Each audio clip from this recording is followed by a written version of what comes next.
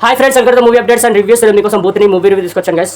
Hero Sanjay Dutt గారు దీంట్లో నటించారు. మూవీ చూడడం జరిగింది. మూవీ అయితే బాగుంది గైస్, నాకు నచ్చింది. స్టోరీలోకి వెళ్తే స్టార్టింగ్లోనే హీరో ఒక ట్రీ దగ్గరికి వెళ్తే ఏడుస్తారు గైస్. నా ప్రేమ నాకు కావాల్సిన ప్రేమ అయితే దొరకలేదు, నేను మోసపోయాను, నన్ను చీట్ చేశారు, నాకు ట్రూ లవ్ కావాలి, నాకు ఎలాగైనా ట్రూ లవ్ నంది అంటే చెట్టు దగ్గరికి అయితే వెళ్ళి ఏడుస్తాడు గైస్. కట్ చేస్తే ఏంటంటే కాలేజ్ ఉంటుంది, ఆ కాలేజ్లో వర్జిన్ ట్రీ అనేది ఉంటుంది. ప్రతి వ్యాలంటైన్స్ డే ప్రేమికులు అయితే వర్జిన్ ట్రీని పూజిస్తారు గైస్. అంటే వాళ్ళ ట్రూ లవ్ దొరకాలి, వాళ్ళ ప్రేమ సక్సెస్ అవ్వాలని పూజిస్తారు గైస్. ఇలా స్టోరీ అయితే స్టార్ట్ అవుతుంది. ఏంటంటే ప్రతి వ్యాలంటైన్స్ డే అక్కడ సూసైడ్ కూడా చేసుకుంటుంటారు. ప్రతి ఒక్కరు గుర్తు తెలియనుగా సూసైడ్ చేసుకుంటుంటారు. ఆ మిస్టేక్ అంటే ఎవరికి అర్థం కాదు. అక్కడ దయ్యం ఉందని అయితే స్టూడెంట్స్ అందరూ బాయ్కాట్ చేద్దాం అనుకుంటారు ఆ ట్రీని. అయితే ఇలా స్టోరీ వెళ్తూ ఉంటుంది.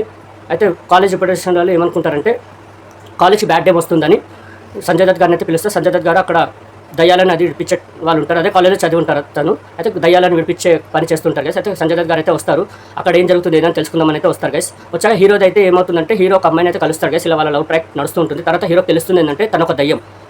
అంటే ఆ ట్రీ దగ్గరికి వెళ్ళి హీరో ఏడ్చాడు కదా, యాక్చువల్లీ హీరో స్టార్టింగ్లో వెళ్ళాడని చెప్పాను కదా, అది వెళ్ళింది వర్జిన్ ట్రీ దగ్గర కాదు, ఇంకో ట్రీ అనేది ఉంటుంది గైస్. అక్కడికి వెళ్ళి హీరో అయితే తన బాధను చెప్పుకుంటాడు. అక్కడి నుంచి దయ్యం అయితే బయటకు వస్తుంది గైస్. వచ్చాక హీరోతో అయితే ప్రేమలో పడుతుంది.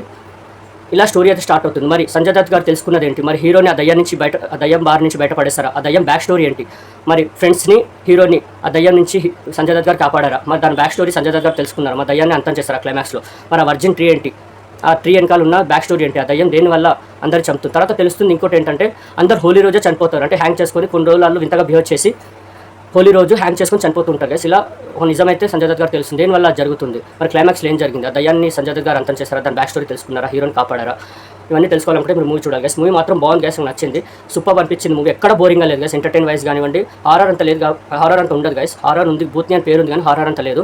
ఏంటంటే ఎంటర్టైనింగ్ వైజ్ కానివ్వండి, స్టోరీ వైజ్ కానివ్వండి, కాన్సెప్ట్ కూడా చాలా యూనిక్గా కొత్తగా అనిపించింది నాకు. కొత్త కాన్సెప్ట్ ఉంది, బాగుంది కాన్సెప్ట్ కూడా.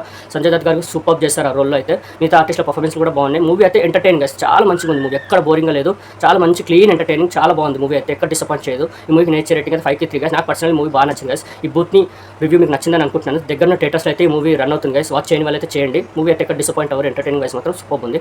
ఓకే గైస్, మరిన్ని మూవీ అప్డేట్స్ కోసం please like, share and subscribe movie updates and reviews guys. Thank you.